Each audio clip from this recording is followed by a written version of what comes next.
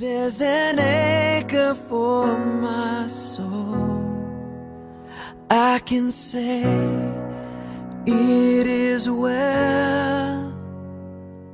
Jesus has overcome, and the grave is overwhelmed. 하나님 앞에 영광을 올렸습니다. 여러분 지난달 우리 성가대 섰을 때에 비해서 한 분이 더 추가됐습니다.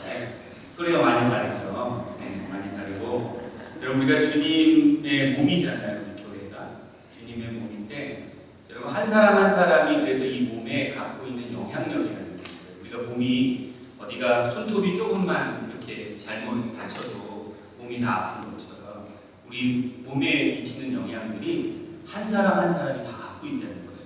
여러분들이 우리가 교회 안에서 한 몸을 이루고 있다는 의미가 내가 하나님 앞에서 바로 서게 될 때 우리 교회 공동체가 전체적으로 하나님 앞에 힘을 얻게 되고 또 내가 하나님 앞에 범죄하고 하나님을 멀리하게 될 때 그것이 우리 공동체에 전체적인 영향을 미친다는 우리가 그런 유기체 하나님의 몸된 유기체라는 것을 여러분 분명히 기억하시고 뭐 나 하나쯤이야 뭐 대충 이렇게 해도 되겠지 그런 마음이 아니라 정말로 내가 하나님 앞에 온전히 승으로 우리 교회가 다 하나님 앞에 온전히 더 서나갈 수 있다라는 그러한 마음을 늘 갖고 오늘 우리 찬양을 들으시면서 느끼신 것처럼 그렇게 그런 마음으로 하나님 앞에 더 온전히 나아갈 수 있는 저 성도님들 되시기를 간절히 소망합니다.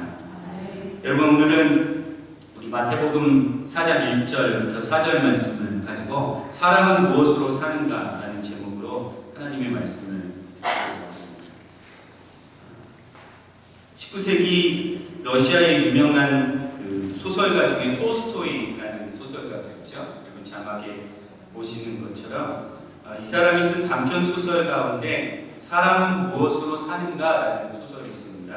What Man Live By라는 영어 제목으로 이렇게 번역되어 있는데 여러분 이 소설에 보면 어떤 한 이야기가 나오는데 어떤 부자 이야기가 나오죠. 여러분 들어보셨을 수 있습니다. 어떤 한 부자가 이 소설의 주인공인 그 부두수선공 미하일에게 자기를 위해서 장화를 만들어 달라고 의뢰를 하죠. 그런데 이 미하일이 그 사람이 곧 죽음을 맞이하게 될 것이라는 것을 예견을 했습니다. 그래서 그 사람에게 장화를 만들어주는 대신에 뭐를 만들어주죠? 장례식에서 죽은 자들이 신어야 되는 가죽 슬리퍼를 만들어주죠. 그리고 그것을 그에게 전달을 합니다. 그리고 그 사람이 그것을 받아들이고 그리고 그 저녁에 정말로 죽음을 맞이하게 된다라는 이야기가 있습니다. 이 이야기를 통해서 이 톨스토이가 세상에 주는 그 영적인 교훈이 있는데 그것이 뭐냐면은 사람에게는 자신이 필요한 것이 무엇인지를 아는 능력이 주어지지 않았다. 우리는 우리에게 정말로 필요한 것이 무엇인지를 모르고 산다는 거예요. 그게 인생의 슬픔입니다. 사실은 내가 곧 죽을 자여서 나에게 정말 필요한 것은 죽었을 때 장례식에서 신어야 되는 가죽 슬리퍼인데 나는 나에게 장화가 필요하다라고 생각하고 그것을 구하면서 살고 있다는 겁니다. 그래서 사람에게 주어지지 않은 능력이 뭐냐면 나에게 필요한 것이 무엇인지를 아는 능력이 주어지지 않았다라는 교훈을 이 소설을 통해서 우리에게 주고 있습니다. 여러분 오늘 본문 말씀에 보면 4장 1절에 예수님께서 성령에게 이끌려 마귀에게 시험을 받으러 광야로 가셨습니다. 근데 예수님께서 그 광야에서 40일을 밤낮으로 금식하셔서 너무나 줄이신 상태에 계셨죠. 그때 시험하는 자 마귀가 예수님께 나와서 이렇게 말합니다. 네가 만일 하나님의 아들이거든 명하여 이 돌들로 떡덩이가 되게 하라 이렇게 말하죠. 네가 하나님의 아들이니까 능력이 있을 거 아니냐? 그리고 너 지금 배고프지? 그러니까 이 돌덩이를 명해서 이것을 떡덩이로 되게 해라 그렇게 요구를 하죠. 40일을 금식하신 예수님에게는 너무나 현실적인 제안이죠.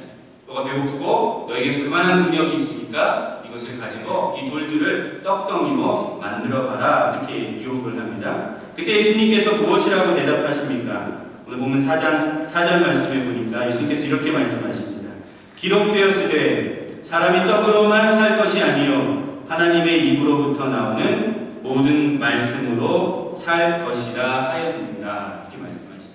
이 말씀은 어디에 있는 말씀이죠? 이 말씀은 구약 성경의 신명기 8장 3절에 있는 말씀을 예수님께서 마귀에게 사단에게 선포하신 거예요. 사람이 떡으로만 살 것이 아니요 하나님의 입으로부터 나오는 모든 말씀으로 살 것이다. 여러분, 우리 사람에게는 어떤 능력이 없다고요?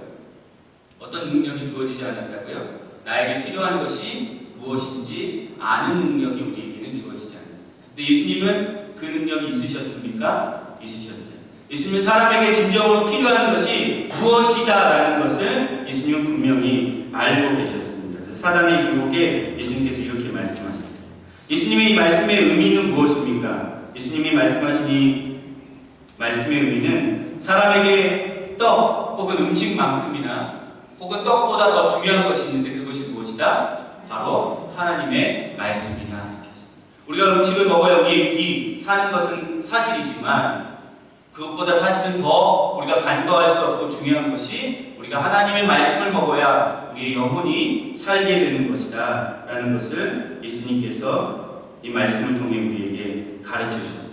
여러분, 배부른 사람이 저런 얘기를 한다면은 뭐 그럴 수 있겠다 할 수 있지만 예수님께서 지금 어떤 상태세요? 40일을 죽이신 자. 정말로 그 누구보다도 음식이 필요하신 그 상황 가운데 사단이 유혹했는데 예수님은 그렇게 말씀하셨어요. 야, 떡보다 사실은 더 중요한 것이 있는데 사람은 하나님의 말씀이 필요하다. 그것을 가지고 사람이 사는 것이다 라고 그렇게 예수님께서 선포하셨습니다. 여러분, 사단은 오늘도 우리들에게 그런 유혹을, 똑같은 유혹을 하죠. 떡만 있으면 잘 살 수 있다.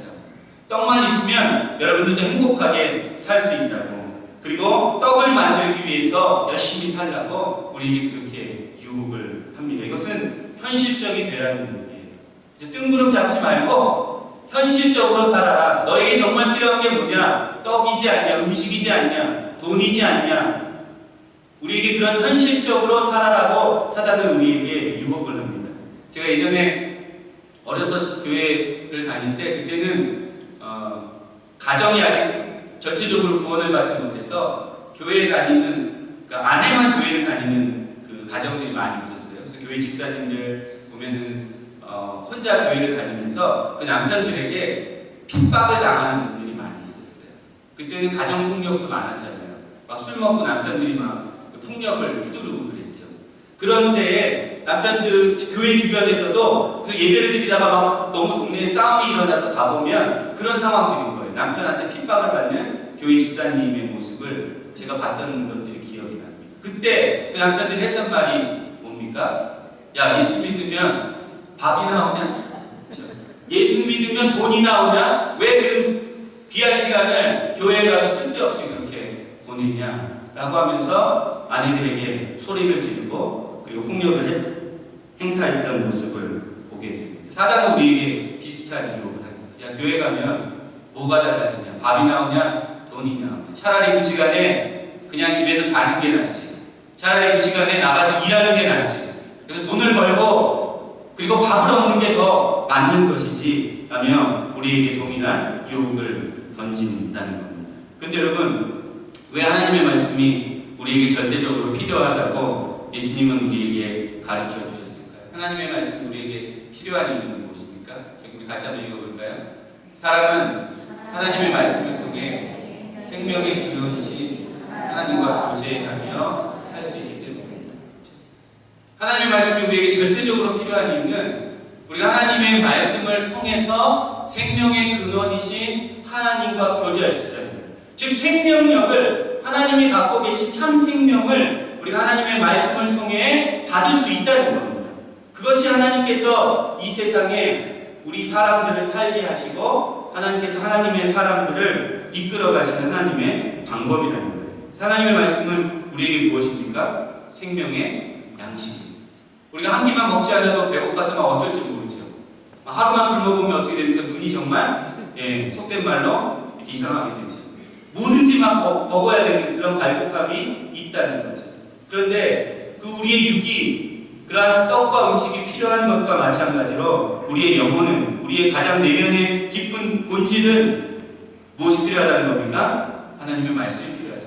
그 말씀을 먹음으로 우리가 생명의 근원이신 하나님과 교제하며 그분의 생명력을 받으며 이 땅 가운데 인간답게 살아갈 수 있다는 거예요.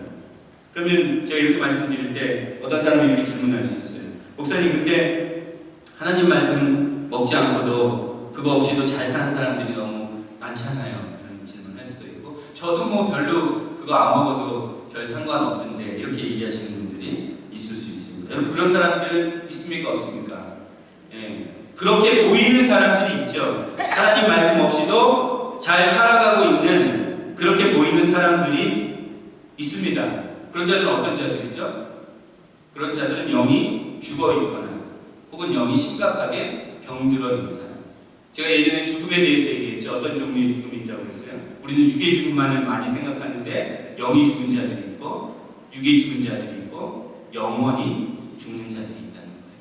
이 세상을 육으로는 살아가고 있지만 그 영이 죽어 있어요. 하나님과 아무런 관계없이, 아무런 교제 없이, 아무런 상관없이 살아가고 있는 사람들이 있다는 거예요. 그런 사람들은 영이 죽어 있는데 영의 양식이 필요할까요? 필요하지 않아요. 죽은 사람이 음식을 찾습니까? 그렇지 않아요. 죽은 사람에게 아무리 진수성찬을 차려줘도 필요가 없습니다.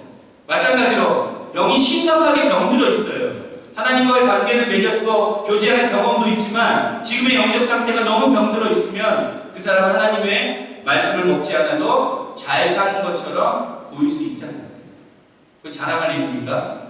그냥 말씀 먹지 않아도 나는 별로 괜찮던데, 자랑할 일이 아니라 애곡하고 슬퍼해야 돼.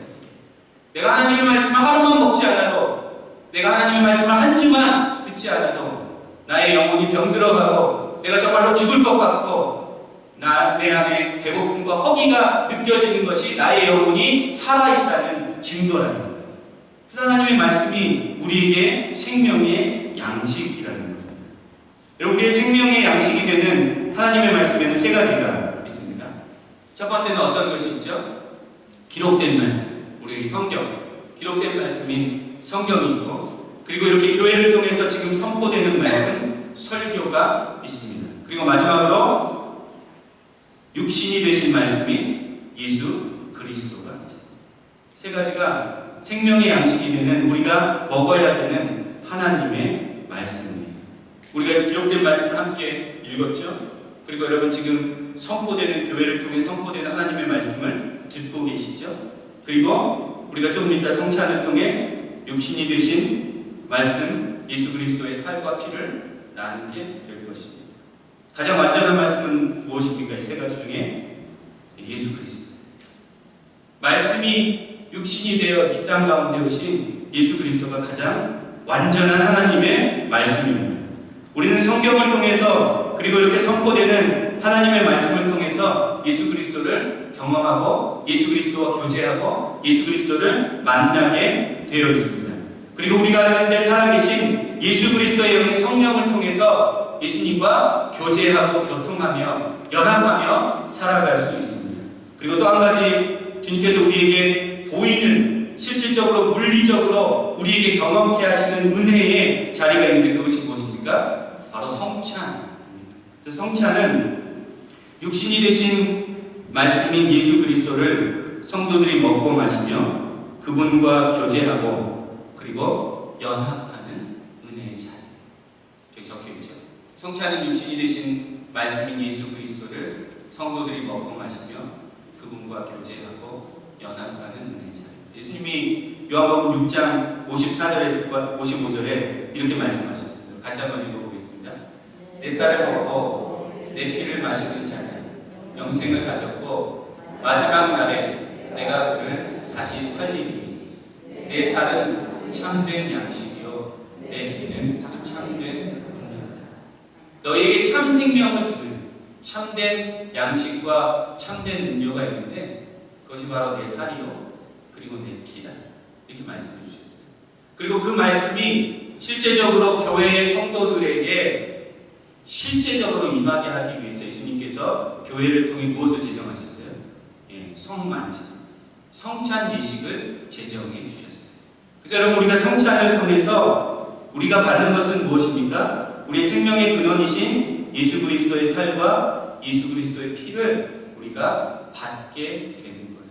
그것이 여러분 그냥 의식적이고 관념적인 것이 아니라 실제적으로 여러분이 주님의 살과 주님의 피를 이 포도주와 그리고 떡을 통해 취하게 될 때 하나님께서 우리에게 주신 참된 생명을 얻게 되는 역사가 일어난다는 거예요. 여러분, 성찬이 그냥 상징적이고 의식적인 거라면 그것이 그렇게 중요하지 않습니다. 근데 여러분, 성찬은 실제적인 하나님의 생명력이 예수 그리스도의 살과 예수 그리스도의 피를 통해서 우리에게 공급되는 실제적인 의식이라는 것을 여러분 분명히 깨달으셔야 됩니다. 여러분, 생명의 양식인 하나님의 말씀을 온전히 먹기 위해서 우리에게 필요한 것이 무엇일까?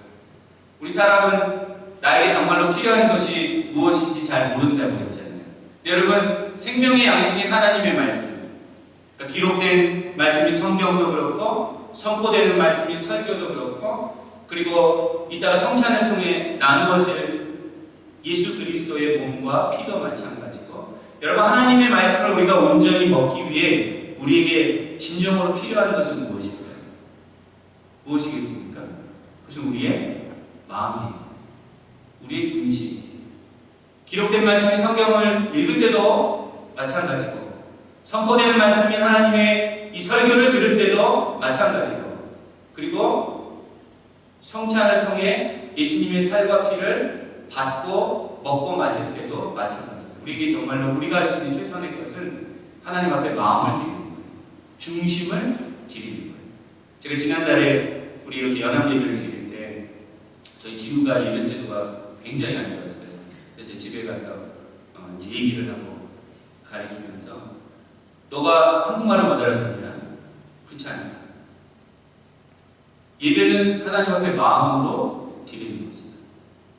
여러분, 이 자리에 우리 청년들도 있죠. 한국말이 좀 어색할 수 있어요. 저도 미국 교회 가서 설교를 들을 때 우리말이 아니니까 한국말로 듣는 것 같은 시원함이 없을 수 있어요.